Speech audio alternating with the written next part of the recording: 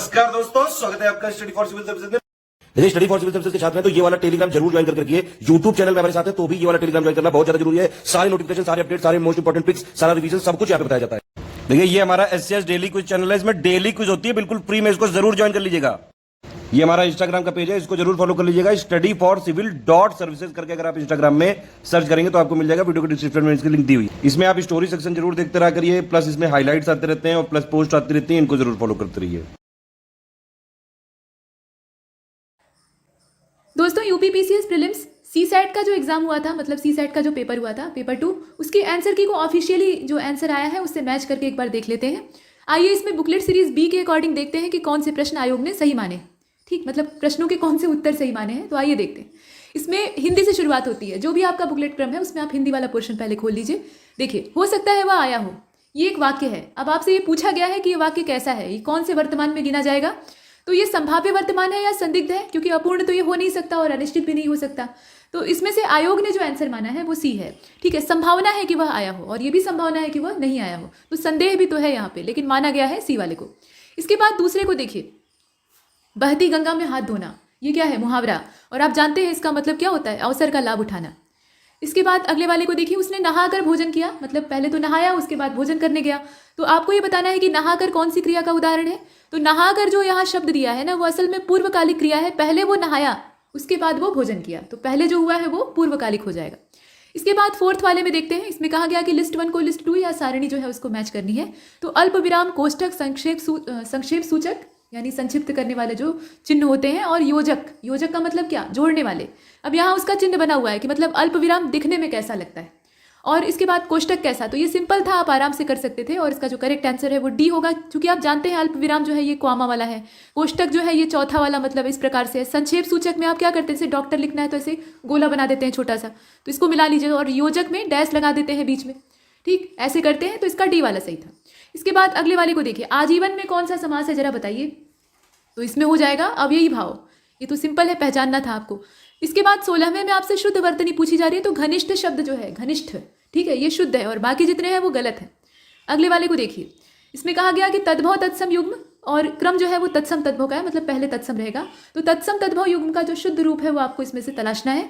बाकी जितने भी दिए हैं उनमें गड़बड़ियां हैं, कहीं तत्सम गलत दिया है, कहीं तद्भव गलत दिया है। आमतौर पर तत्सम में ही गड़बड़ियां होती है। इसमें से डी वाला सही है, अवश्याय और ओस। ओस जो है वो तद्भव शब्द है और अवश्याय उसका तत्सम है। इसके बाद 8वें को देखिए, इसमें बहुत से लोग कंफ्यूज हो गए थे। ये क्ष जो है ना, इसमें पूछ लिया था कि इसके बाद वाला कौन सा शब्द होता है। ठीक है, माफ कीजिएगा, इसके बाद वाला वर्ण कौन सा होता है। लेकिन यहाँ ये नहीं कहा है कि जो हिंदी वर्णमाला है उसमें से आप देखकर बताइए। वो तो एक छोटा बच्चा भी बता देगा कि क ख ग घ है, उसमें क्ष त्र ज्ञ, इस प्रकार से, मतलब पहले ह आता है उसके बाद क्ष आता है, तो ह वाला हो जाएगा। इसलिए देखिए इसमें बहुत से लोगों ने ह को मार्क किया। लेकिन असल में इसकी संरचना की बात की जा रही थी कि ये बना कैसे है।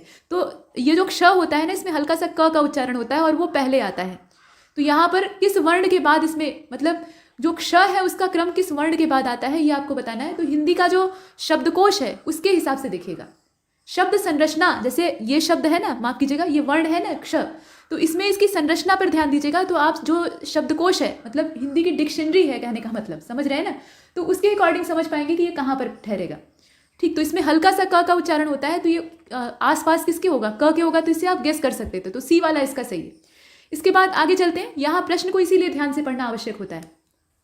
9वें में कहा गया कि कृष्णायन शब्द जो है, ये कृष्णायन क्या है, ये एक महाकाव्य है। पहली चीज, ये उत्तर प्रदेश की ही किसी एक बोली में लिखा गया है, तो वो बोली कौन सी है। अब यहाँ पर समस्या ये थी कि कृष्ण जी का नाम देखकर अधिकतर लोगों ने ब्रज भाषा को चुन लिया, लेकिन ये अवधि में लिखा गया है। ठीक, तो जरा कमेंट बॉक्स में बताइएगा कि इसके लेखक कौन है। इसके बाद अगले वाले को देखें, 10वें को, उत्कर्ष का विलोम क्या है। अपकर्ष होता है, जाहिर सी बात है। अब यहाँ है पैराग्राफ, और पैराग्राफ को हम लोग पूरा एकदम वर्ड टू वर्ड नहीं पढ़ेंगे क्योंकि आपने पढ़ा है। इसमें ओवरऑल ये कहा गया था कि जो प्रकृति है वो मनुष्य के जीवन को आसान बनाना चाहती है, लेकिन मनुष्य अपना दुश्मन खुद है। वो अपने जीवन को सरल रहने ही नहीं देता है। जो सीधा रास्ता है उस पर वो नहीं चलता है। उसे दुनिया भर की सुख सुविधा चाहिए होती है, वो उसका अपनी इंद्रियों पर कोई कंट्रोल नहीं है। और तब होता यह है कि उन संसाधनों को जुटाने के चक्कर में वो हमेशा परेशान रहता है, पाई पाई जोड़ता है, और तब भी असंतोष उसके मन में भरा रहता है। तो इन सुखी, मतलब इन सारे दुखों का मूल क्या है कि संयम का अभाव आपके अंदर है, इंद्रियों पर कोई कंट्रोल नहीं है, तो आत्मसंयम ही सबसे अच्छा रास्ता है। आत्मसंयम प्राप्त करके आप सच्चा सुख हासिल कर सकते हैं। यही सब कहा गया है, इसमें यही सब बातें कही गई हैं। और इसके बाद लास्ट में ये भी कहा गया कि जो उपभोक्तावादी संस्कृति है उसमें ये आकर्षण और ज़्यादा तेज हो गया है। कुल मिलाकर बात यह है कि आत्मसंयम अगर आपके पास आ जाता है तो ये सारी सुख सुविधाएं जो है वो खारे पानी के समान अप्रिय हो जाएंगी। अब यहाँ पूछा यह था कि आत्मसंयम का तात्पर्य क्या है। ठीक, तो इंद्रियों के विषय में जो आकर्षण आपका है उस पर अपना नियंत्रण रखिए। मतलब आपकी जीभ कह रही है कि जाकर रेस्टोरेंट में महंगा वाला भोजन करना है, तो जीभ को डांट दीजिए कि चुप रहो। मतलब जीभ ही बोलेगी और कोई तो बोलेगा नहीं। तो यहाँ पर आप कंट्रोल कीजिए, कहने का मतलब अपनी इच्छाओं पर नियंत्रण रखिए। जितना आप सीमित रहेंगे, अपनी इच्छाओं को सीमित रखेंगे, उतना ही आप सुखी रहेंगे। इसके बाद जो 12वां था, इसमें बहुत से लोगों ने गड़बड़ किया है और ये थोड़ा सा टेढ़ा होता है, यहाँ आपको पूरा तोड़ना पड़ता है।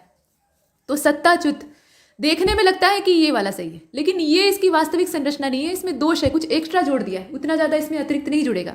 इसका बी वाला आयोग ने माना है। 12वें का जो करेक्ट आंसर है वो आयोग ने बी माना है और वो सही है।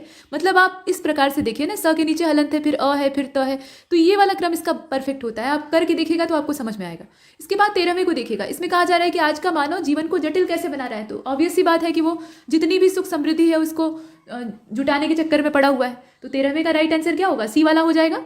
सी वाला इसका करेक्ट आंसर होगा। इसके बाद 14वें को देखिए, गद्यांश के अनुसार भौतिक पदार्थ क्या होते हैं। तो भौतिक पदार्थ आपको सुख दे सकते हैं। आप एसी में सो जाएंगे तो आपको गर्मी नहीं लगेगी, लेकिन उससे आपके मन की टेंशन नहीं दूर हो सकती है। मन पे 2 किलो का बोझ लदा है तो वो नहीं हट जाएगा, तो आनंद नहीं दे सकते हैं। ठीक, इसका डी वाला है। इसके बाद 15वें में आपसे कहा गया कि भौतिक पदार्थ जो होते हैं उनके प्रति इंद्रियों का प्रबल आकर्षण क्या होता है। तो इस वजह से ही तो मानवीय दुख होता है, मनुष्य इसीलिए दुखी है। दुनिया में जितने दुखी लोग हैं उनके दुख के पीछे जो मूल वजह है वो यही। इसके बाद अगले वाले की ओर बढ़ते, यहाँ देखिए कहा गया कि जो शब्द युग में दिया है, मतलब कौन सा शब्द किस भाषा से आया हुआ है, तो उसमें से सही कौन सा है। अब इसमें जितने बाकी दिए थे पेयर ना, वो सब गलत थे। 16वें को आप देख रहे हैं ना, इसका बी वाला एकमात्र सही था। आमदनी जो शब्द है ना वो फारसी भाषा से लिया गया है। इसके बाद जिजीविषा ये दिया है, और हालांकि आयोग ने इसका जो शब्दार्थ है वो बहुत ठीक ढंग से यहाँ नहीं दिया। जीवन जीने की प्रबल इच्छा जो होती है, प्रचंड इच्छा होती है, उसको जिजीविषा कहा जाता है, उत्कट इच्छा। लेकिन यहाँ सिर्फ दिया है जीने की इच्छा, सामान्य इच्छा। ठीक, तो जिजीविषा कम से कम नजदीकी विकल्प तो हमें मिल रहा है, तो ए वाला सही है। इसके बाद 18वें को देखिएगा, शब्द चयन की दृष्टि से इसमें से शुद्ध वाक्य आपको तलाशना है। तो इसमें ऊपर के तीनों जो है वो गलत है, मतलब इनकी संरचना में ही दोष है। जैसे आप यहाँ देख रहे हैं, पद्य का चरण नहीं होता है बल्कि सर्ग या खंड होता है। और डी वाला सही है, अनेक ग्रंथों की रचना की। अगर यहीं पर अनेकों हो जाता तो ये भी गलत हो जाता, लेकिन इसका डी वाला है।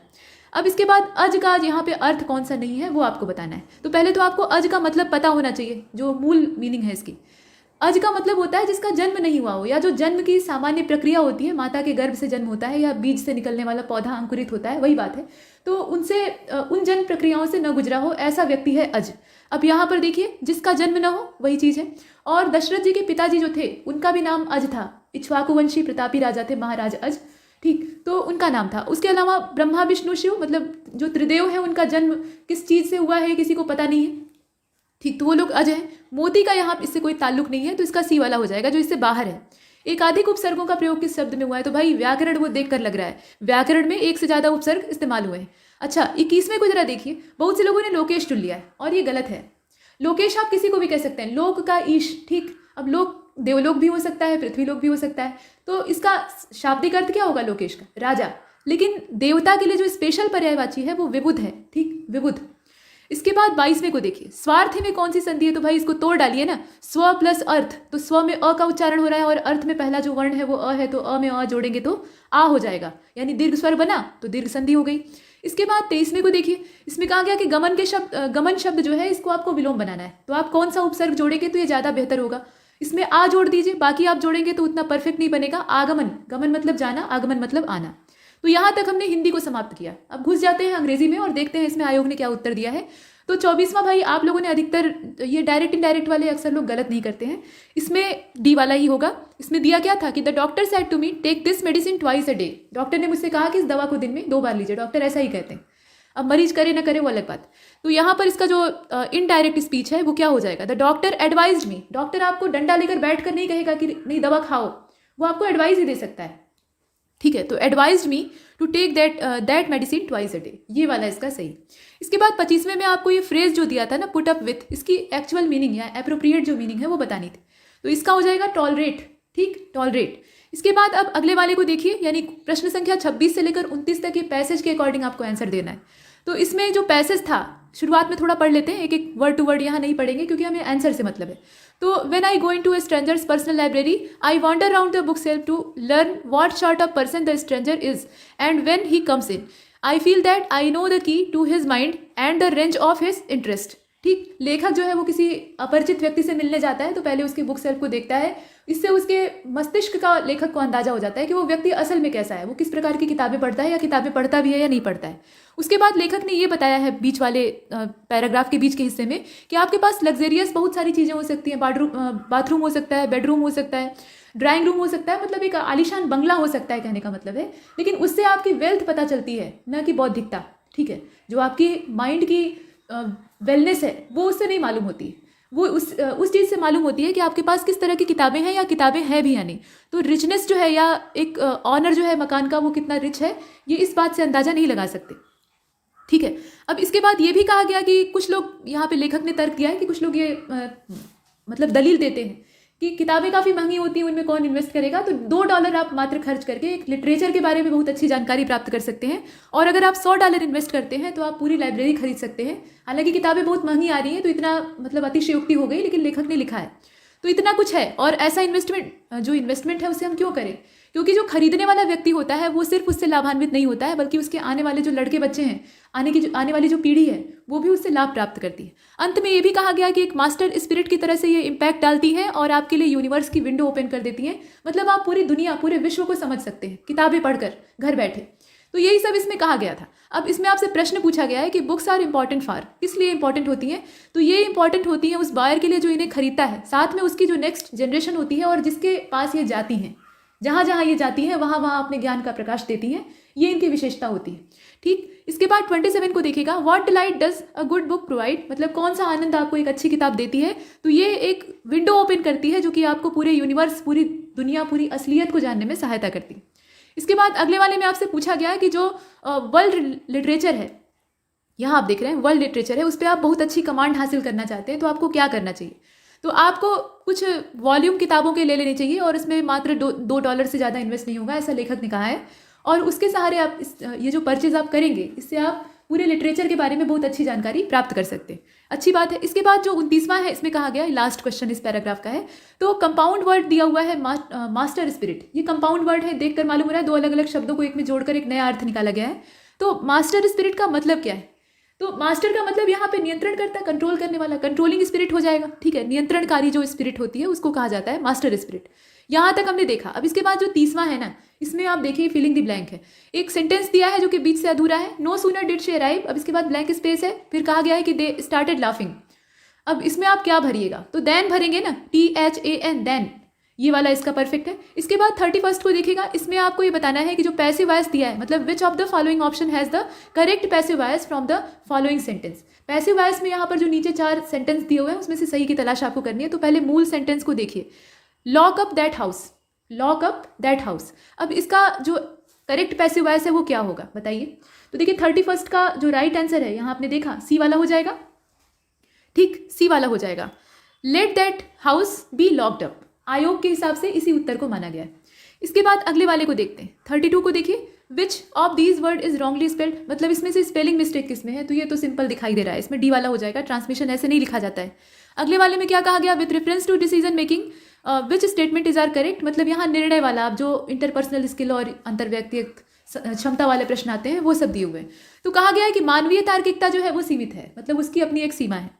कोई भी व्यक्ति अभ्यास के माध्यम से अपने निर्णय लेने में सुधार कर सकता है। सही बात है। तो आप ये बताइए कि इसमें से आंसर कौन सा होना चाहिए।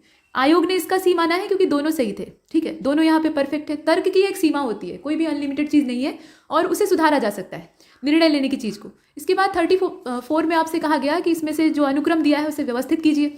तो अनुक्रम व्यवस्थित करने के लिए आपको अपने पूरे शरीर का निरीक्षण कर लेना चाहिए। पहले क्या आता है, पहले ललाट आता है। ठीक है, ललाट के बाद क्या आता है, फिर इसमें से कान और ठोड़ी, ये सब एक क्रम से आते हैं, फिर छाती आती है, फिर पेट आता है, फिर पैर आता है। तो इसका जो क्रम है 34 का वो कौन सा हो जाएगा, बी वाला हो जाएगा, क्रम सही है।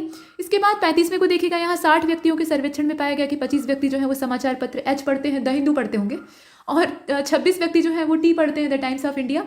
और इसके बाद देखिए 26 समाचार पत्र आई को पढ़ते हैं, ये नाम दिया हुआ है अल्फाबेटिकल ऑर्डर में। 9 जो है वो दोनों मतलब एच और आई दोनों को पढ़ते हैं। 11 जो है वो एच और टी को पढ़ते हैं। इस प्रकार से है।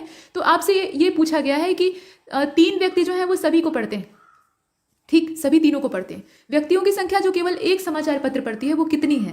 तो यहाँ आपको जो इसका करेक्ट आंसर है वो आयोग ने दिया है सी वाला, 30 है। ठीक, 30 है टोटल। टैलेंट को अगर इस प्रकार के कूट भाषा में लिखा जा सकता है तो सर्च को हम कैसे लिखेंगे? तो भाई इसको तो अरेंज करके आप देख सकते हैं, और सिंपल क्वेश्चन था, इसमें इतना ज़्यादा मगजमारी भी नहीं थी। ठीक, डी वाला सही था। इसके बाद 37 को देखिए, in order to satisfy the psychological need of competence. यहाँ ये कहा गया है कि जो सक्षम, संबद्धता और स्वायत्तता की मनोवैज्ञानिक आवश्यकता है उसको पूरा करने के लिए किन कौशलों का एक भंडार आपके पास आवश्यक है। तो ये थोड़ा सा उलझाने वाला क्वेश्चन था और फिलहाल आयोग ने इसका डी माना है। अंतर व्यक्तिगत कौशल आपको चाहिए होता है। हालांकि ये जितने कौशल हैं इनमें से कुछ को अगर निकाल दें तो बाकी भी चाहिए होते हैं, लेकिन ये सबसे ज़्यादा ज़रूरी होता है। इसके बाद 38 में आपसे कहा गया कि एक वायुयान है जो कि निर्धारित समय से 30 मिनट लेट उड़ान भर रहा है और 1500 किलोमीटर दूर अपने गंतव्य पर समय से पहुंचने के लिए अपनी गति को 250 किलोमीटर प्रति सेकंड पर बढ़ाना पड़ रहा है। तो उसकी जो निर्धारित गति है वो कितनी है, आपको इसमें कैलकुलेट करना था। तो 38 का जो करेक्ट आंसर है वो सी वाला हो जाएगा, 750 किलोमीटर पर घंटा। यहाँ श्रृंखला में गलत जो संख्या है वो आपको ज्ञात करनी है। तो श्रृंखला वाले जो होते हैं उनमें सीक्वेंस आपको देख लेना चाहिए। फिलहाल 39 का जो राइट आंसर है वो इसमें बी वाला होगा, 28। ठीक, 39 में जो आयोग ने माना है वो बी वाला है। इसके बाद 40वें में देखिए, सृजनात्मक समस्या समाधान संबंधित है, किस चीज़ से संबंधित है? तो आयोग ने इसका आंसर माना है डी वाले को, अपसारी चिंतन से। और इस प्रकार के प्रश्नों में विवाद की अच्छी खासी गुंजाइश है, क्योंकि इसमें एक से अधिक उत्तर सही मालूम होते हैं। इसके बाद 41 को देखिए, ड्यूमा का संबंध जिस प्रकार से रूस से है उसी प्रकार से शोरा कहाँ की संसद है आपको बताना है। तो यहाँ 41 का जो राइट आंसर आयोग ने माना है वो ए हो जाएगा, अफगानिस्तान। ठीक, इसके बाद देखिए यहाँ कहा गया कि व्यक्ति के कार्य समय का लगभग कितने प्रतिशत भाग अंतर व्यक्तिगत संप्रेषण में व्यस्त होता है या व्यय होता है? तो 80 से 90% हिस्सा, 60 से 70, या इसी प्रकार से 2 ऑप्शन और दिए हुए हैं। तो 42 का जो राइट आंसर है वो इसमें ए हो जाएगा, 80 से 90%। अब भाई इस आंकड़े को कौन रटता है? ठीक है, ऐसा आंकड़ा रटा तो नहीं जाता है, तो यहाँ अंदाजा सभी लोग लगाएंगे। तो फिलहाल इसमें जो मैक्सिमम है उसी को चुना गया है। अब एकदम 100% नहीं हो सकता है, क्योंकि कोई भी चीज़ 100% नहीं होती है। अब इसके बाद 43 को देखिए, इसमें एक बहुपद दिया है जो कि है px, और इसको x-1 और x-2 से विभाजित किया जाता है, यानी डिवाइड किया जाता है। तो शेषफल क्या बचता है? यहाँ जो रिमाइंडर बचता है वो 5 और 7 है क्रमशः। ठीक है, अब क्या शेषफल बचेगा जब यही जो बहुपद है px, इसको x-1 x-2 मतलब एक साथ मल्टीप्लाई में है, इनके द्वारा विभाजित किया जाए। अलग अलग कर रहे हैं तब तो अलग अलग शेषफल आ रहा है, लेकिन एक साथ दोनों को मल्टीप्लाई करके इसमें डिवाइड करेंगे तो कितना आएगा ये बताना है शेषफल। तो यहाँ डिवाइड करके देख लीजिएगा। 43 का जो राइट आंसर है वो क्या होगा? डी वाला होगा। ठीक है, आयोग ने डी माना है इसका, ये वाला। इसके बाद 44 को देखते हैं, समस्या समाधान प्रक्रिया अनिवार्य रूप से एक भ्रमण है। ठीक, अब आपको बताना है कि ये किस माध्यम से है। तो 44 का जो करेक्ट आंसर था वो सीधा समस्या परिक्षेत्र के माध्यम से, समस्या परिक्षेत्र के माध्यम से, प्रॉब्लम स्पेस। यहाँ पर एक सारणी बनी हुई है, एक तरफ जो क्लास इंटरवल यानी वर्ग अंतराल है और दूसरी तरफ जो फ्रीक्वेंसी यानी बारंबारता है वो दे रखी है। आपको ये बताना है कि बंटन का माध्यक जो है वो 28.5 है और x और y के मान क्या है। इसमें जो बारंबारता में आप देख रहे हैं ना, एक जगह x लिखा हुआ है और एक जगह y, तो उसी की वैल्यू आपसे पूछ रहा है और बारंबारता का टोटल दे दिया है 60। तो इसका राइट आंसर ही तो कैलकुलेशन वाला था, इसमें गलती की गुंजाइश हो भी नहीं सकती है। तो 45 का करेक्ट आंसर क्या होगा? डी वाला हो जाएगा, 8 और 7। इसमें आयोग ने डी वाले को माना है। इसके बाद अगले वाले को देखते हैं। यहाँ एसरेशन दिया है, रीजन दिया है। तो संचार के लिए चंद्रमा को एक उपग्रह के रूप में इस्तेमाल नहीं किया जा सकता है। ठीक है, और चंद्रमा पृथ्वी से भूमध्य रेखीय सतह में गतिमय नहीं होता है, ये दिया हुआ है। तो क्यों नहीं इस्तेमाल कर सकते हैं उसका रीज़न तो दिया है। अब बताइए कि इसमें सही है या गलत। तो 46 का ए हो जाएगा, दोनों सही है। यही वजह है कि हम चंद्रमा को यहाँ पर संचार उपग्रह के तौर पे नहीं इस्तेमाल कर सकते। इसके बाद देखिए अगले वाले को, 47 में कहा गया कि बीते कल का पहला दिन शनिवार था। तो आने वाले कल के बाद वाला दिन जो है वो कौन सा होगा? मतलब जो आपका आने वाला कल है यानी टुमारो है, उसके बाद वाला जो दिन होगा वो कौन सा होगा? तो इसमें कैलकुलेट करना था, बुधवार हो जाएगा। ठीक, 47 को आप देख रहे हैं, बुधवार हो जाएगा। इसके बाद 28 को देखिए, निम्नलिखित में से व्यवहार परिवर्तन को प्रभावित करने वाली आधारभूत प्रविधि कौन सी है? मतलब इफेक्टिव जो बिहेवियरल चेंज होता है उसके संबंध में यहाँ पूछा है। तो कौन सा मेथड इस्तेमाल होता है? संप्रेषण इस्तेमाल होता है, अभिलेखन इस्तेमाल होता है, इष्टतम विश्राम इस्तेमाल होता है, या जो रिदमिक इवैल्यूएशन होता है वो इस्तेमाल होता है। तो इसका 48 का ए हो जाएगा, संप्रेषण इस्तेमाल होता है। ठीक है, संप्रेषण के बारे में ही हम पढ़ रहे हैं। अब यहाँ देखिए 7 खंबे हैं और इस प्रकार से लगाए गए हैं कि 2 खंभों के बीच की दूरी 1 मीटर कम होती जाती है। तो ये लगाने का क्रम इनका है। पूछा ये जा रहा है कि पहले खंबे पी और अंतिम खंबे वी के बीच में कितनी दूरी है। तो एक कैलकुलेशन आप कीजिएगा, तो इसमें 49 का बी वाला आएगा, 45 मीटर। ठीक है, 45 मीटर। इसके बाद 50 को देखिए, कहा गया कि कथन दिया है, निष्कर्ष दिया है, बताइए कौन सा अनुसरण कर रहा है, मतलब कौन फॉलो कर रहा है। इस तरह के प्रश्न आते हैं। तो कुछ फल फूल हैं, ठीक है, कुछ फल जो है वो फूल हैं, कोई फूल जो है वो नाव नहीं है, और सभी नाव नदी हैं। अब आपको निष्कर्ष दिया हुआ है कि कुछ फल नदी हैं, कुछ नदी नावें हैं, मतलब कुछ नदियाँ नावें हैं, कुछ नदियाँ फल हैं और कुछ फूल जो है वो फल हैं। तो इसमें जो करेक्ट आंसर आयोग ने माना है वो है सी वाला। ठीक, 50वें का सी वाला माना गया है, केवल दूसरा और चौथा ही अनुसरित होते हैं। इसके बाद 51 को देखिए, यहाँ पर कहा गया कि प्रतिपुष्टि यानी जानकारी देना प्रभावी रूप से व्यवहार के प्रबंधन और कार्यकुशलता को बढ़ाने के लिए इस्तेमाल होता है। तो ये क्या चीज़ है? ये जन संप्रेषण का प्रकार है, अनौपचारिक संप्रेषण का प्रकार है, अंतर व्यक्तिक जो संप्रेषण होता है उसका प्रकार है, या फिर जो ग्रुप कम्युनिकेशन होता है उसका प्रकार है। और 51 का जो राइट आंसर है वो इसमें सी हो जाएगा, अंतर व्यक्तिगत जो संप्रेषण होता है उसी का प्रकार है, मतलब इंटरपर्सनल जो कम्युनिकेशन है उससे ये जुड़ा हुआ है। इसके बाद 52 में आपसे कहा गया कि choose the pair of numbers which is different from others. इसमें से कोई एक पेयर जो है वो दूसरों से अलग है, वो कौन सा है? तो 52वें का जो राइट आंसर था वो उसमें सी था, 34 और 6 वाला पेयर अलग था। ठीक, इसके बाद 53 को देखिए, 53 में आपसे कहा गया कि जो प्रभावी समस्या समाधान है उसका इष्टतम ढंग कौन सा है। तो इसका जो इष्टतम ढंग है वो इसमें बी वाला होगा, पारंपरिक और गैर पारंपरिक चिंतन को आपस में बैलेंस करना। संतुलन जब तक नहीं रहेगा तब तक स्थितियाँ सही नहीं रहेंगी। इसके बाद 54 को देखिए, इसमें आपको जो ये ब्लॉक बना हुआ है ना उसमें जहाँ प्रश्नवाचक चिन्ह लगा है वहाँ संख्या भरनी है। तो संख्या यहाँ पे 10 सी भरी जाएगी। ये बहुत सिंपल था, इसमें ज़्यादा माथापच्ची भी नहीं करनी थी, थोड़ा सा अगर आप इनको ध्यान से देखेंगे तो आराम से भर लेंगे, 10 सी होगा। इसके बाद 55वें को देखिए, यहाँ कहा गया कि निर्णय लेने का उद्देश्य क्या होना चाहिए, मतलब आप कोई निर्णय ले रहे हैं तो उसका क्या उद्देश्य होना चाहिए। तो 55 का जो राइट आंसर है वो इसमें हो जाएगा बी वाला, सबसे ज़्यादा अच्छे विकल्प का निर्धारण। निर्णय क्यों लिया जाता है? बेस्ट चॉइस आपको चाहिए होती है, तो सही विकल्प का निर्धारण करना पर्याप्त नहीं है। जब यहाँ पे बी वाला ऑप्शन मौजूद है, सर्वश्रेष्ठ विकल्प का निर्धारण, तो बी वाले को ही आप चुनिएगा। इसके बाद 56 को देखिए, यहाँ असंगत आपको चुनना है 56, तो इसका सी माना गया है। और वो असंगत इसलिए है क्योंकि बाकी जो है वो राष्ट्रीय पर्व से जुड़े हुए हैं या राष्ट्रीय महत्व से जुड़े हैं, लेकिन 14 नवंबर ये बाल दिवस है। ठीक है, इसका कोई राष्ट्रीय महत्व मतलब उस टाइप का नहीं है जिस टाइप का 15 अगस्त, 26 नवंबर और 26 जनवरी का है। इसके बाद 57 को देखिए, समान समूह के सदस्यों के मध्य संप्रेषण होता है तो कैसा होता है? अधोगामी होता है, मतलब डाउनवर्ड, लेटरल होता है, ऑप्टिमम होता है कि अपवर्ड होता है। अब 57 का बी माना गया है, पार्श्विक यानी लेटरल कम्युनिकेशन होता है, लेटरल कम्युनिकेशन होता है। इसके बाद 58 को देख लेते हैं। 58 में आपसे कहा गया कि स्टेटमेंट दिया है कि क्या किसी बड़े नगर में केवल एक कंपनी को यातायात व्यवस्था चलाने की अनुमति देनी चाहिए, मतलब मोनोपोली। और तर्क ये दिया है कि हाँ, इससे विभिन्न जो कंपनियां हैं उनके बीच में होने वाली अस्वस्थ प्रतिस्पर्धा का अंत हो जाएगा, मतलब जो वहाँ पे टॉक्सिक आपस में कंपटीशन चल रहा है वो सब खत्म हो जाएगा। और दूसरे वाले में कहा गया कि नहीं, इससे यातायात की व्यवस्था है उसमें यात्रियों को चुनाव का विकल्प नहीं मिल पाएगा, मतलब वो एक ही को इस्तेमाल करने के लिए विवश हो जाएंगे। तो आप बताइए कि इसमें से तर्क कौन सा सही है, सशक्त कौन सा है, आपको ये बताना है। तो हालांकि दोनों तर्क जो है वो अपनी अपनी जगह ठीक हो सकते हैं, लेकिन इसमें अगर आप ध्यान से देखें 58 को, तो इसका जो बी वाला है वही सही है, केवल तर्क 2 सशक्त है। कंपनी की प्रतिस्पर्धा तो बाद की चीज़ है, यात्री की सुविधा यहाँ सबसे इंपॉर्टेंट है ना। तो यात्रियों को विकल्प ही नहीं मिलेगा, जो उनके पास एक ऑप्शन है उसी को लेकर चलना पड़ेगा, चाहे वो अच्छा लगे या खराब। तो बी वाला, मोनोपोली कभी अच्छी नहीं होती है। इसके बाद अगले वाले को देखिए, यहाँ कहा गया कि किस वार्षिक चक्रवृद्धि ब्याज की दर से, ठीक है, किस वार्षिक चक्रवृद्धि ब्याज की दर से 1200 रुपये की धनराशि 2 वर्षों में 1348.32 रुपया हो जाएगी, मतलब 32 पैसा हो जाएगी, ऐसा दिया हुआ है। तो चक्रवृद्धि ब्याज की दर आपको बतानी है। अब 59 का इसमें कैलकुलेशन कर लीजिएगा भाई, 6% हो जाएगा, इसमें सूत्र लगाएंगे सीधा सीधा। और उसके बाद 60वें को देखिए, इसमें कहा गया कि समस्या समाधान में वर्तमान जानकारी को रूपांतरित किया जाता है किस चीज़ में? तो मेंटल जो टेम्परामेंट है उसमें, या फिर मेंटल बैकग्राउंड में, या एक्सटर्नल मेंटल जो रिप्रेजेंटेशन होता है उसमें, या इंटरनल वाले में। तो 60वें का जो राइट आंसर है वो डी हो जाएगा, आंतरिक मानसिक जो प्रतिनिधित्व होता है उसमें करते हैं। ठीक है, डी वाला इसका सही है। इसके बाद 61वें को देखिए, यहाँ प्राप्तांक वर्ग अंतराल दिया है और विद्यार्थियों की संख्या दी हुई है। आपको ये बताना है कि इसका जो बहुलक है, मतलब जो आंकड़े दिए हैं ना उसका बहुलक क्या है, मोड आपको इसमें बताना है। अब इसका जो राइट आंसर था 61 का, वो इसमें करेक्ट आंसर क्या हो जाएगा? बी वाला हो जाएगा, मतलब 52। आयोग ने क्या माना है? 52 माना है, और आप कैलकुलेट करेंगे तो उतना ही आएगा।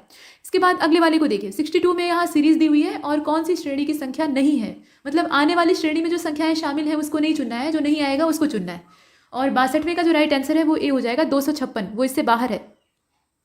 इसके बाद अगले वाले को देखिए, which of the following is not an obstacle in meaningful listening, मतलब इसमें से कौन सा जो सचेतन श्रवण होता है उसमें बाधा नहीं है। तो बाधा जो नहीं हो वो चुननी है, और 63 का राइट आंसर बी हो जाएगा। बी का मतलब क्या है? द्विक दृष्टिकोण, डुअल जो पर्सपेक्टिव होता है। इसके बाद अगले वाले को देखते हैं। यहाँ पर बात 64वें में आपसे कहा गया कि वृत्ताकार मार्ग है, उसकी बाहरी और भीतरी जो परिमाप है उसका अनुपात दिया हुआ है, वो 23-22 है। मार्ग 5 मीटर चौड़ा है तो आंतरिक वृत्त का व्यास कितना होगा? भाई कैलकुलेट कर लीजिएगा दोनों त्रिज्याओं में से। तो इसका जो 64 का राइट आंसर है वो सी हो जाएगा। ठीक है, सी हो जाएगा। सी का मतलब क्या है? 220 मीटर। इसके बाद अगले वाले को देखते हैं। 65वें में कहा गया कि एक व्यक्ति जो है एक व्यक्ति की ओर संकेत करते हुए एक आदमी ने एक महिला से कहा कि उसकी माँ तुम्हारे पिता की इकलौती पुत्री है। तो यहाँ महिला और व्यक्ति का क्या संबंध था? तो माता मतलब वो महिला उस व्यक्ति की माता थी। इसके बाद 66 को देखिए, यदि कोई व्यक्ति किसी समस्या का समाधान अपने पूर्व अनुभव के आधार पर करने का प्रयास करता है तो उसको क्या कहा जाता है? पहले का जो एक्सपीरियंस है उसके आधार पर, और लोग ऐसा ही करते हैं। तो इसका बी हो जाएगा मानसिक विन्यास। ठीक है, इसे मेंटल सेट कहा जाता है। मन में उसके पहले से ही वो धारणा बनी हुई है तो उसको ये इस्तेमाल करके निर्णय लेता है। इसके बाद अगले वाले में प्रेक्षण समूह दिया हुआ है x1 x2 xn तक, इसको जो सीरीज है उसको ले आया गया है। अब यहाँ कहा गया है कि 50 के लिए 50 के से लिए गए विचलनों का जो योग है वो -10 है। ठीक, अब यहाँ पे 46 से लिए गए विचलनों का योग 70 है। तो प्रेक्षणों की संख्या आपको कुल मिलाकर बतानी थी, तो 67 का हो जाएगा सी वाला, इसका 20 हो जाएगा। ठीक है, इसका जो करेक्ट आंसर है वो इसमें 20 माना गया है। इसके बाद अगले वाले को देखिए, 68 में कहा गया कि निर्णय लेने के संदर्भ में व्यक्तिगत संभाव्यताओं को आमतौर पर क्या कहा जाता है? तो यहाँ देखिए सामाजिक संभाव्यता कहा जाता है, समायोज्य, आत्मनिष्ठ या अप्रकार्यात्मक। अब ये जो 68 है ना, इसका सी वाला हो जाएगा। आत्मनिष्ठ यानी सब्जेक्टिव जो प्रोहिबिशन होता है वो यहाँ पर देखा जाता है। इसके बाद 69 में देखते हैं, यहाँ समद्विबाहु त्रिभुज दिया हुआ है 69 का, और इसमें ABC ये समद्विबाहु त्रिभुज है, जबकि E और F क्रमशः B और C के साथ यहाँ तालमेल आप चित्र बना हुआ देख सकते हैं। कुल मिलाकर AE और AF आपस में बराबर है, और जो एंगल है BAE वो 40 डिग्री का है। तो आपसे दूसरा वाला कोण यानी FEC का मान पूछ रहा है। अब इसमें अगर आप जो ट्रायंगल की प्रॉपर्टी होती है वो जानते हैं तो आराम से कैलकुलेट कर लेंगे, और इसका बी वाला आंसर सही था, 20 डिग्री। इसके बाद 70वें में आपसे कहा गया कि संप्रेषण प्रक्रिया में सूचना को जानबूझकर हेर फेर करना क्या कहलाता है? तो ये कहलाता है निस्यंदन यानी फिल्टरिंग। ठीक है, उसमें हेर फेर करते हैं। अगले वाले को देखिए, यहाँ पर ABC किसी कार्य को 20, 30 और 60 दिनों में क्रमशः कर रहे हैं। तो how many days can a complete the work, मतलब ए जो है वो इस पूरे काम को कितने दिन में खत्म करेगा। और उसके साथ ये भी कहा गया है कि if he is assisted by B and C on every third day, और प्रत्येक तीसरे दिन उसको B और C जाकर सपोर्ट कर रहे हैं, तब वो इस काम को कितने दिन में कंप्लीट करेगा। तो 71 का जो राइट आंसर है वो इसमें बी हो जाएगा, 15 दिन में पूरा करेगा, 15 दिन उसे लग जाएंगे। 72 को देखिए, फिश, यहाँ पे ये फिश नहीं है, असल में अलग अलग हमें देखना है। तो यहाँ FISH है, और उसके बाद इसको हम लोग यहाँ रेशियो बैठाया गया है, तो CLPK है, मतलब इसका जो रेशियो है उसी के अकॉर्डिंग आपको जो नोज लिखा हुआ है इसको यहाँ अरेंज करना है। तो अरेंज करेंगे तो कौन सा करेक्ट वर्ड होगा? ये आपका 72 है, और 72 का राइट आंसर डी हो जाएगा। KRPH के रूप में ये कन्वर्ट हो जाएगा। कैसे होगा वो आप जानते हैं। अब इसके बाद यहाँ पर एनालॉजी इस्तेमाल करनी है, और ये प्रॉब्लम सॉल्विंग की जो मीनिंग है इसका उपयोग दर्शाने की बात पूछी जा रही है। कहने का मतलब ये है कि समस्या समाधान में सादृश्यता का उपयोग क्या दर्शाता है। तो इसमें से आप देखिए, और 73वें का जो राइट आंसर है वो ए हो जाएगा, तकनीकों का अनुप्रयोग जिसका कि उपयोग पिछली समान परिस्थितियों में किया गया था, वही सेम टेक्नोलॉजी अगली वाले में भी इस्तेमाल कर रहे हैं। इसके बाद 74 में देखिए, त्रिभुज दिया है ABC, AB का मान 3 सेंटीमीटर है, BC जो भुजा है उसका मान 4 सेंटीमीटर है, कोण B जो है वो 90 अंश है, यानी ये समकोण त्रिभुज है, पहली चीज। और व्यास AB वाला एक वृत्त आपको खींचना है जो कि AC को D बिंदु पर काटता है। तो ये कुछ इस प्रकार से जो वृत्त की संरचना है वो बनेगी, ऐसा आपने ज्योमेट्री में बनाया भी होगा। ठीक, अब यहाँ ये पूछा है कि जो D पर स्पर्श रेखा है BC को E पर काटती है, तो EC बराबर है कितने के, मतलब EC भुजा जो है उसका मान ज्ञात करना है। तो 74 का जो राइट आंसर है वो इसमें बी हो जाएगा, 2 सेंटीमीटर। ठीक है, 74वें का जो राइट आंसर है वो इसमें कौन सा होगा? 2 सेंटीमीटर, ये वाला सही। इसके बाद अगले वाले को देखिए, यहाँ पर कहा गया है कि प्रोफेशनल शब्द के अक्षरों में निम्नलिखित में से कौन सा शब्द नहीं बनाया जा सकता है। मतलब जितने यहाँ पर अल्फाबेट दिए हैं, जितनी संख्या में दिए हैं, उतने का ही हमें यूज़ करना है। तो उनका यूज़ करके हम इसमें से कौन सा नहीं बना सकते। तो बाकी जितने हैं वो सभी बन जाएंगे, लेकिन नॉर्मल नहीं बनेगा। वो सिंपल देखकर मालूम हो रहा है, एम हम कहाँ से ले आएंगे? एम इसमें लिखा हुआ है और एम इसमें कहीं भी मौजूद नहीं है, तो वो जब हमारे पास है ही नहीं है तो बन नहीं सकता है, इसका सी हो जाएगा। इसके बाद 76 को देखिएगा, इसमें कहा गया कि कौन सा परभाषा यानी पैरा लैंग्वेज जो होती है उसमें इंक्लूड नहीं होता है। तो आवाज़ की गुणवत्ता यानी वॉइस क्वालिटी, वर्बल इंटरेक्शन या स्पीड रेट जो होता है उसको इंक्लूड नहीं करते हैं, या पिच को नहीं इंक्लूड करते हैं। तो 76 का राइट आंसर बी हो जाएगा, वर्बल इंटरेक्शन यानी जो मौखिक अंतरक्रिया होती है उसको इसमें शामिल नहीं करते हैं। यहाँ नॉट शब्द लगा हुआ है, ध्यान दीजिएगा। तो 76 का बी वाला हो जाएगा। इसके बाद 77 को देखिए, x का न्यूनतम मान क्या होगा जिसके लिए संख्या 3x मतलब 3 ब्रैकेट में x + 63 + 640 पूरी तरह से 17 से विभाजित हो जाए। तो आप मान रख के भी देख सकते हैं, नहीं तो कोई ट्रिक भी लगा सकते हैं, वैल्यू रख के देखना भी अच्छा तरीका है। तो 77 का राइट आंसर हो जाएगा सी वाला, 3, माफ कीजिएगा, 77 का जो करेक्ट आंसर है वो सी वाला हो जाएगा, मतलब 7 रख के आप देख सकते हैं, आ जाएगा। इसके बाद 78 को देखिए, इसमें कहा गया कि निम्नलिखित में से कौन सी समस्या के समाधान में डिवाइड एंड कॉन्क्वेर जो स्ट्रेटजी होती है उसको प्रॉब्लम सॉल्विंग के लिए इस्तेमाल किया जाता है। मतलब विभाजित करो जीतो रणनीति जो होती है उसके बारे में कहा जा रहा है। तो 78 का जो आयोग के द्वारा माना हुआ उत्तर है वो इसमें से सी वाला है, यानी साधन साध्य विश्लेषण होता है। साधन और साध्य का विश्लेषण करते हैं और उसके आधार पर ये चलता है। तो 78 को हमने देखा। इसके बाद 79 में एक्स वाई जेड धनात्मक पूर्णांक है, X ratio Y is equal to यहाँ पे देखिए कट गया है तो 1:2 और इसके बाद इनका भी रेशियो दिया है 3:5 का। तो पूछा ये जा रहा है कि 5x - 3y + z इसकी पॉसिबल वैल्यू क्या हो सकती है, संभव मान क्या हो सकता है। तो 79 का जो राइट आंसर है वो सी हो जाएगा 196। ठीक है, 196 इसका हो सकता है। 79 को हमने किया। इसके बाद 80 को देखते हैं। इसमें कहा जा रहा है कि जो रेखा चित्र है उसमें त्रिभुज कितने हैं जरा बताइए। तो ये गिनने वाला तो आप कर लेते हैं। देखिए इसमें 80 का क्या होगा, सी वाला हो जाएगा। कुल मिलाकर त्रिभुजों की संख्या कितनी है, 16 है अकॉर्डिंग टू आयोग की आंसर की। अब इसके बाद 81 को देखिए। यहाँ पर most frequently cited sources of interpersonal conflict, मतलब कहने का तात्पर्य यह है कि अंतर व्यक्तिगत जो संघर्ष है उसमें सबसे उद्गृत स्रोत जो होता है वो कौन सा है। अब इसमें आपको थोड़ा सा बुद्धि लगानी थी और इसका जो राइट आंसर था वो बी था, कमजोर संप्रेषण होता है। ठीक है, संघर्ष कब होगा, जब आपकी संप्रेषण की क्षमता ही कमजोर है। तो इसीलिए जो पुअर कम्युनिकेशन होता है वो इसके लिए जिम्मेदार होता है। इसके बाद अगले वाले को देखिए। सोनिया ने एक वस्तु को 16% लाभ पर बेच दिया। यदि उसने इसे 4% कम पर खरीदा होता तो 8 अधिक पर बेचा होता तो उसे 25% लाभ मिलता। तो इसका मतलब ये है कि यहाँ पे जो सूचनाएं हैं वो दे रखी हैं। आपको वस्तु का क्रय मूल्य यानी जो कॉस्ट प्राइस है वो बताना है। तो बताइए इसमें से कौन सा होगा। और आयोग के अकॉर्डिंग और कैलकुलेशन के भी अकॉर्डिंग इसका बी वाला होगा, 200 रुपया। इसमें सामान्य तरीके से आप कैलकुलेट कर सकते थे। अब इसके बाद देखिए अगले वाले को 83। विवाद सदैव समाहित रहता है, मतलब जो कंट्रोवर्सी होती है वो कहाँ इन्वॉल्व रहती है आपको देखना है। और 83 का जो राइट आंसर है वो इसमें डी हो जाएगा, मतभेद। जहां मतों का भेद होगा वहीं तो विवाद होगा। विवाद की मूल वजह क्या होती है, दो लोगों के विचार या कई लोगों के विचार आपस में मेल नहीं खाते।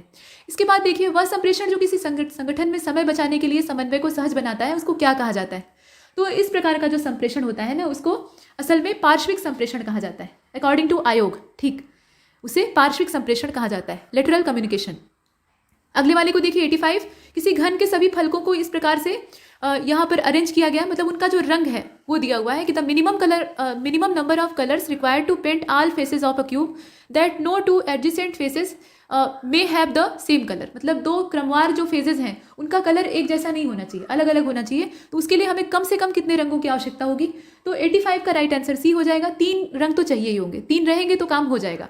इसके बाद अगले वाले को देखिए, यहाँ जो कोड लैंग्वेज है उस पर आधारित प्रश्न है और सिंपल है। पेंट को हम लोग क्या लिख सकते हैं, तो 74128 लिख सकते हैं। वैसे ही एक्सेल को हम लोग 93596 लिख सकते हैं। तो एक्सेप्ट को कैसे लिखेंगे, तो इन्हीं दोनों के आधार पर आप निकाल लेंगे और इसका जो करेक्ट आंसर है वो ए हो जाएगा। एक्सेप्ट को हम लोग क्या लिख सकते हैं, इसे 45, 59, 78 ये वाला जो है इसे लिख सकते हैं। इसके बाद 87 को देखिए। संगठनों में अंतर व्यक्तिगत संप्रेषण के संदर्भ में निम्नलिखित में से कौन सा सही है। तो एक दक्ष संप्रेषण जो होता है वो सदैव प्रभावी नहीं होता है, मतलब ये नॉट ऑलवेज इफेक्टिव होता है। और दूसरे वाले में कहा गया है कि एक प्रभावी संप्रेषण सदैव दक्ष नहीं होता है, मतलब एक ही बात को 2 अलग अलग तरीकों से कहा गया है। तो आप बताइए कि इसमें से फिर सही कौन सा है। और 87 का सी हो जाएगा। दोनों सही हैं, दोनों बातें अपनी अपनी जगह ठीक है। यहाँ व्याख्या वाला प्रश्न तो है नहीं, दोनों को बस सही गलत देखना है, तो दोनों सही। इसके बाद 88 को देखिए। यहाँ कहा गया कि 1 से लेकर 100 तक ऐसी कितनी संख्याएं हैं जो कि न केवल 4 से पूर्णतया विभाज्य होती हैं बल्कि उनके अंदर भी 4 होता है, मतलब उनको बनाने में 4 अंक का इस्तेमाल होता है। दोनों चीज़ें एक साथ रहेंगी तभी चुनिएगा। तो इस प्रकार की केवल 7 ही संख्याएं, ठीक है, इस प्रकार की केवल 7 ही संख्याएं हैं जिसमें कि 4 शामिल भी हो और वो 4 से पूरी तरह कटता भी हो। इसके बाद 89 को देखिए। किसी समस्या के समाधान हेतु चिंतन का तरीका इसमें से कौन सा नहीं है। तो यहाँ एल्गोरिथम का दिया हुआ है, इसके अलावा ट्रायल और एरर दिया है और भी 2 ऑप्शन है। तो इसमें करेक्ट आंसर आयोग के द्वारा जो माना गया है वो डी वाला है। ठीक है, एनाग्राम्स जो होता है वो इसमें चिंतन का तरीका नहीं है, बाकी जितने हैं वो सभी हैं। इसके बाद 90 को देखिए। a + b + c बराबर दिया है 3। तो 1 - a का होल क्यूब प्लस 1 - b का होल क्यूब प्लस 1 - c का होल क्यूब -3 कोष्टक में, मतलब ब्रैकेट में 1 - a 1 - b 1 - c। ये जो सरल समीकरण होती है उसके फार्मूले की तरह लग रहा है। अब आपको बताना है कि इसका मान कितना है। इस प्रकार के प्रश्न आपने जो 7th 8th क्लास है या और छोटी कक्षाओं में भी हल किए होंगे। फिलहाल 90 का जो राइट आंसर है वो इसमें हो जाएगा डी वाला। ठीक, 0 टोटल आएगा 0 क्योंकि नेगेटिव है ना, और इसमें जब आप वैल्यू रख के देखिएगा बहुत मजा आएगा इसको काटने में। कुल कट पीट कर 0। इसके बाद देखिए 91। यहाँ पर दिया हुआ है कि by arranging the following word according to the English dictionary. अभी पीछे आपने हिंदी में ऐसे हिंदी शब्दकोश वाला देख रखा था, क्ष वाला बहुत लोगों ने गलत कर दिया। अब यहाँ जो इंग्लिश डिक्शनरी है उसके according find the third word, मतलब क्रम से अगर देखा जाए तो तीसरे नंबर पर कौन सा शब्द आएगा डिक्शनरी में, ये आपको बताना है। यहाँ कुछ शब्द दिए हैं जैसे क्वैसी है, क्वीन है, क्वालिटी है, क्वेश्चन है और क्वार्टर है। तो इसमें जो तीसरे नंबर पर आएगा वो क्वैसी होगा, यहाँ पे आप देख रहे हैं। इसके बाद अगले वाले को देखिए। 92 निम्नलिखित में से कौन सा प्रतिरूप अंतर व्यक्तिगत संप्रेषण की गत्यात्मकता को बल देता है। तो 92 का जो राइट आंसर है वो इसमें कौन सा हो जाएगा, इसका सी हो जाएगा। ठीक, अंतर क्रियात्मक प्रतिरूप। इसके बाद अगले वाले को देखते हैं। 93 में आपसे कहा गया कि जो सारणी बनी है उसमें 1000 कर्मचारियों के साप्ताहिक जो वेतन वितरण है उसको प्रदर्शित किया गया है। अब इसमें आप बताइए कि जो प्रतिशत है, मतलब साप्ताहिक वेतन जो 125 से कम या 125 पाने वाले कर्मचारी हैं उनका प्रतिशत कितना है। तो प्रतिशत अगर आप निकालेंगे इसको, यहाँ आप देख रहे हैं क्वेश्चन नंबर 93, तो इसका बी हो जाएगा 66%। ठीक, इसके बाद 94 को देखिए। दो समांतर टीमों के बीच में फुटबॉल मैच देखने के लिए देखने वाला एक व्यक्ति जो है वो जोर लगाकर कहता है कि वो पहले से जानता था कि एक खास टीम जो है वो जीतने वाली है। तो ये किस तरह की सोच का उदाहरण है आपको बताना था, और इसका जो करेक्ट आंसर था वो डी हो जाएगा, पश्च दृष्टि अभिनेति। वो पहले से ही उसके ऊपर निगाह रखे हुए था। 95 को देखिए। पृथक रूप से संबंधित युग्म का यहाँ पर आपको चयन करना है। तो इसमें से आप देखें कि ये सिंपल था, आराम से आप कर सकते थे। बी वाला होगा, निर्णय और वकालत इसमें से अलग है, बाकी जितने हैं वो एक जैसे हैं। ठीक, उद्यम करेंगे तो सफलता मिलेगी, व्यायाम करेंगे तो स्वास्थ्य अच्छा होगा, और अपराध करेंगे तो दंड मिलेगा। इसके बाद अगले वाले को देखिए। यहाँ पे 96 में कहा गया कि पारस्परिक लेन देन के रूप में संप्रेषण मॉडल के अनुसार लोगों की मध्य जो अंतर क्रिया होती है उसको क्या कहा जाता है। ये क्या होती है एक्चुअली, ये पूछा गया है। तो 96 का जो करेक्ट आंसर है वो डी हो जाएगा। सहकालिक अंतरक्रियात्मक ये जो प्रक्रिया है इसको कहा जाता है, मतलब साइमल्टेनियसली इंटरैक्टिव। इसके बाद अगले वाले को देखते हैं। यहाँ पर चिन्ह आपको बदलना है, मतलब जहाँ प्लस दिखाई देगा वहाँ पे आपको मल्टीप्लिकेशन का मतलब मल्टीप्लाई का चिन्ह गुणे का लगाना है। इसके बाद माइनस दिखाई देगा तो भाग का निशान लगाना है। ऐसे ही कन्वर्ट करके जो समीकरण दिया है इसमें आपको ये बताना है कि कौन सा समीकरण बैलेंस है, मतलब सही है। दोनों पक्ष बराबर होंगे तभी सही माना जाएगा। तो यहाँ आप चिन्ह बदल कर देखिए, और इसमें अगर आप कैलकुलेट करेंगे तो 97 का आ जाएगा। ए वाला ऊपर का ही सही है, 18 + 6 - 4 × 2/3। अब कन्वर्ट कर लेंगे तो 26 ही आएगा इसमें। इसके बाद अगले वाले को देखते हैं। यहाँ पर 98 में कहा जा रहा है कि एक सुबह की बात है कि मोहन और सोहन एक लॉन में आकर एक दूसरे की ओर पीठ करके खड़े हो जाते हैं। ठीक, मोहन की छाया उसके ठीक बाएं ओर पड़ रही है, तो सूर्य का मुंह माफ कीजिएगा, सोहन का मुंह किस दिशा में है। ठीक, ये आपको बताना है। तो ये तो आप जानते हैं कि दोनों एक दूसरे के जस्ट अपोजिट खड़े हैं। अब इसमें एक के बारे में जानकारी दिया है कि उसकी जो शेडो है वो ठीक उसके बाईं ओर पड़ रही है। तो जिधर सूर्य होता है उसके ठीक विपरीत दिशा में छाया बनती है, आप जान रहे हैं। तो बाईं ओर पड़ रही है, इसका मतलब है कि उसके दाहिनी ओर सूर्य उस समय है। ठीक है, और ये सूर्योदय का समय है, तो इसका मतलब इसकी जो दाहिनी ओर का हिस्सा है उधर पूर्व दिशा है। तो इसके आधार पे आप बाकी दिशाओं का जब कैलकुलेशन कीजिएगा तो दक्षिण आएगा। इसके बाद 99 को देखिएगा। समस्या पर निद्रा, स्लीपिंग ऑन अ प्रॉब्लम, ये क्या है, असल में ये क्या चीज़ है। तो ये सी वाला होगा, उद्भवन है। ठीक है, इसके बाद जो लास्ट क्वेश्चन है उसमें संचार प्रभावी होगा यदि क्या किया जाए, तो आपको तत्काल उसे प्राप्त किया जाए। ठीक है, संचार तभी प्रभावी होगा जब उसे इमीडिएटली रिसीव किया जाए, अन्यथा उसका जब समय बीत जाएगा तो वो किसी काम का नहीं रहेगा। तो यहाँ तक हमने इसे देखा।